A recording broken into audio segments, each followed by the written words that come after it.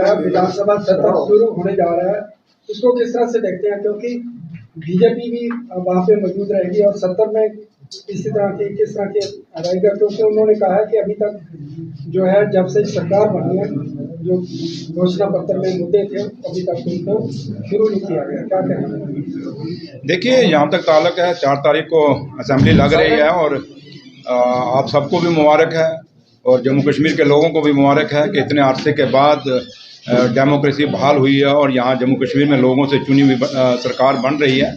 तो लिहाजा जो चुनी हुई सरकार बनी है, आप अंदाज़ा लगा सकते हैं, चाहे वो जम्मू का सेक्रेटरीट है चाहे कश्मीर का है, लोगों का कितना रश है। इससे पहले जब से इलेक्शन नहीं हुआ था लोग सेक्रेटरीट में जाते ही नहीं थे। अब उनके अपने चुने हुए नुमाइंदे हैं, चाहे एमएलए हैं, चाहे वो हम लोग भी तो पहले एमएलए हैं, उसके बाद मिनिस्टर हैं या डिप्टी चीफ मिनिस्टर हैं।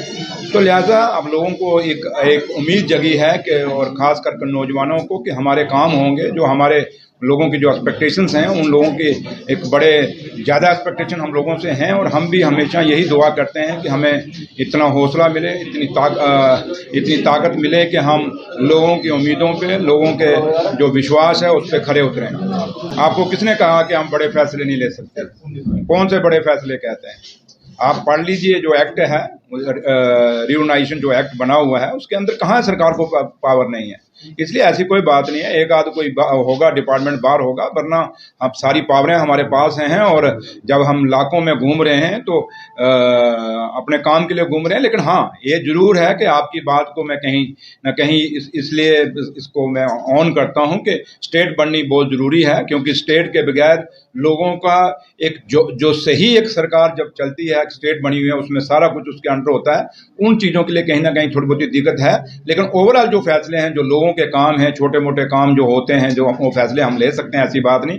चाहे रोजगार का मसला है, चाहे वो डेवलपमेंट का मसला है, चाहे किसी तरीके भी जो काम है, आप देखें जब से हम लोग बने हैं एक माहौल बन रहा है और ऑफिसरों के अंदर अकाउंटेबिलिटी कहीं ना कहीं आई है।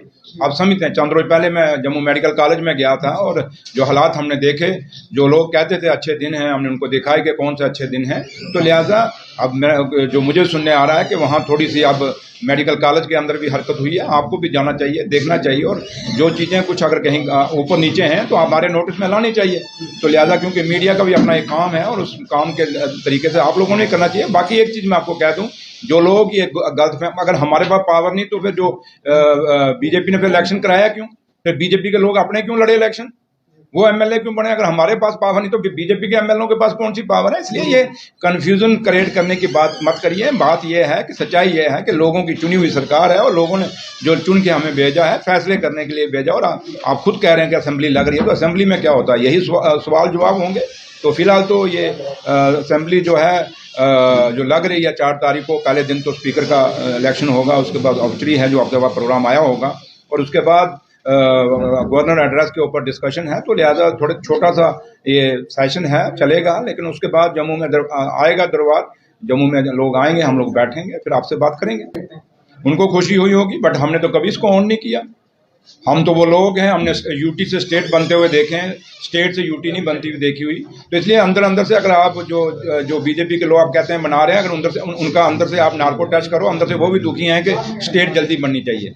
लेकिन मैं जहाँ तक जम्मू हिंदुस्तान की सरकार है, ऑनरेबल प्राइम मिनिस्टर हैं, ऑनरेबल होम मिनिस्टर हैं हमारे, उनका अपना पार्लियामेंट के अंदर भी, और प्राइम मिनिस्टर साहब ने इलेक्शन के दौर में भी कहा था कि जल्दी इलेक्शन के बाद हम स्टेट बनाएंगे, और हम उम्मीद कर रहे हैं कि जल्दी से जल्दी जम्मू कश्मीर को स्टेट बनाया जाए, ताकि लोगों के जो काम हैं, जो लोगों के मसले और मसाइल हैं, जो एक कन्फ्यूज़न क्रिएट हुआ पड़ा है, ये कन्फ्यूज़न खत्म हो जाए। देखिए, मुझे नहीं लगता कि जम्मू के व्यापारी परेशान है। अगर परेशान होते तो बोर्ड इधर डालते, बोर्ड उधर ना डालते।